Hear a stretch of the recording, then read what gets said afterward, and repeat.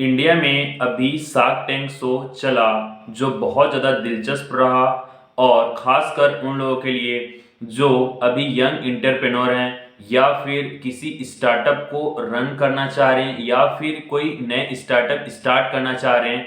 खासकर उनके लिए बहुत इम्पोर्टेंट शो चला और इससे हमारे देश के जो युवा हैं वो एक उनके माइंड में एक नए नए आइडिया क्रिएट हुआ कि किस प्रकार हमारा देश भी आगे बढ़ रहा है।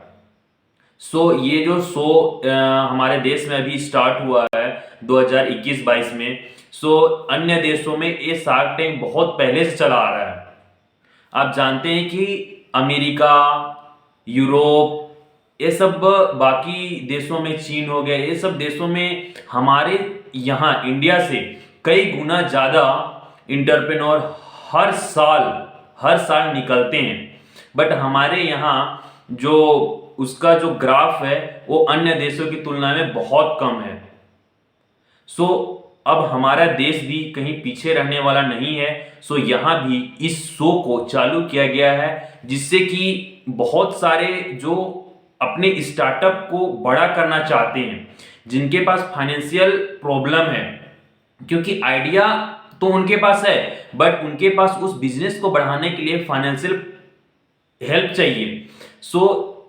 इसी में हमारे इंडिया की 7 बिजनेसमैन जो शार्क हैं, जज हैं इस शो के, वाई, और सातों ने अपने अपने हिसाब से जहां उनको अच्छा लगा, जहां उनको अपने हिसाब से जहां लगा कि मुझे इन्वेस्ट करना चाहिए, वहां उन्होंने इन्वेस्ट किया। और बहुत सारा ये भी है कि बहुत सारे में वे आउट भी हो जाते हैं। अब 7 इन्वेस्टर हैं, सातों ने बड़े बड़े कंपनी रन कर रहे हैं, बड़ा कंपनी रन कर रहे हैं, बहुत बड़े बड़े कंपनी के सीईओ हैं, को फाउंडर है, फाउंडर है ना, मैनेजिंग डायरेक्टर हैं। तो वह हर किसी में, हर इंसान में या फिर हर जो आइडिया है, जो बिजनेस आइडिया है, उसमें वो इन्वेस्ट नहीं कर सकते। जो उससे रिलेट करते हैं, मान लीजिए जैसे लेंस कार्ट वाला है, ठीक है, तो वो उसी प्रकार जिस बिजनेस में वो खुद को रिलेट कर पाए कि हाँ, इस बिजनेस को मैं जो ये आइडिया है, इस इंसान के साथ मैं इसमें इन्वेस्टमेंट करके मैं इसके बिजनेस को आगे बढ़ा सकता हूँ, आगे ले जा सकता हूँ, तो वो इन्वेस्ट करते हैं। अब शुगर कॉस्मेटिक्स की जो है, अब जरूरी नहीं कि वो मान लीजिए एक शो में मैं देखा कि वो कृषि वाला से रिलेट नहीं कर पा रही थी, जबकि उसका आइडिया बहुत अच्छा था। ठीक है, कृषि का जो मतलब कहा जाए बहुत अच्छा स्टार्टअप था, जुगाड़ू करके कुछ है, सर्च करने से पता चलेगा। उसमें वो रिलेट नहीं कर पा रही थी, जबकि उनको जो है वो आइडिया बहुत जबरदस्त लगा और उसका जो है एक बार नहीं कम से कम 20 बार तारीफ की हो कि आपका आइडिया बहुत शानदार है। हाँ, नाम याद आ गया, जुगाड़ू कमलेश। जबकि उसका 1% बिजनेस नहीं है, मतलब अभी तक का उसका टर्नओवर बिल्कुल भी नहीं है, 0 है टर्नओवर, बट उसके पास आइडिया है और उसको लॉन्च करने के लिए उसके पास फाइनेंशियल प्रॉब्लम है। यदि इस टाइप के इन्वेस्टमेंट करने वाले लोग और इस प्रकार के जज यदि हमारे देश में जो छोटे एंटरप्रेन्योर हैं, जो अभी जो है नए नए आइडिया ला रहे हैं, अपने हिसाब से प्रॉब्लम को सोल्व कर रहे हैं, उनमें इन्वेस्टमेंट करने से और जो कर रहे हैं उससे जो है हमारा देश जो है आगे बढ़ेगा और हमारा देश जो है 5 ट्रिलियन इकोनॉमी में शामिल होगा 2025-26 तक। क्योंकि वहां शो के एक जज भी ये बोले कि अभी जो 2020 से 30 के बीच का जो समय है वो एक बहुत ज्यादा स्टार्टअप का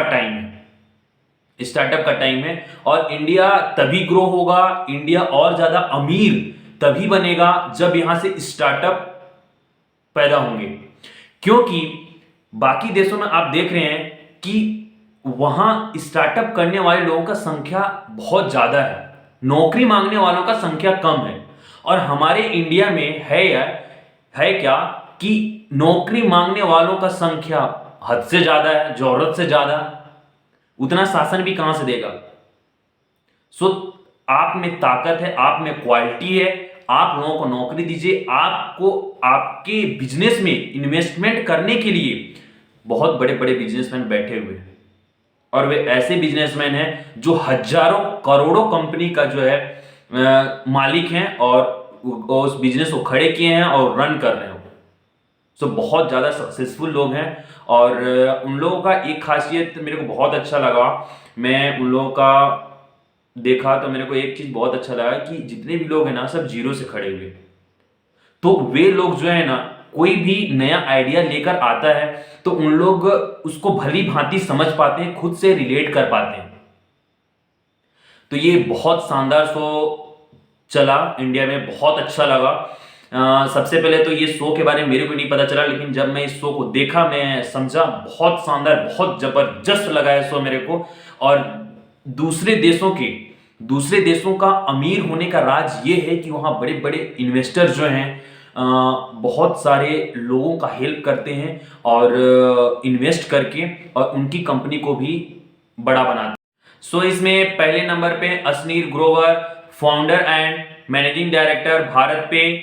दूसरे नंबर पे हैं Vinita Singh, founder and CEO sugar cosmetics. तीसरे नंबर पे हैं पीयूष बंसल, को फाउंडर एंड सीईओ लेंसकार्ट.com। चौथे नंबर पे हैं नमिता थोपर, डायरेक्टर इम्क्योर फार्मास्यूटिकल कंपनी।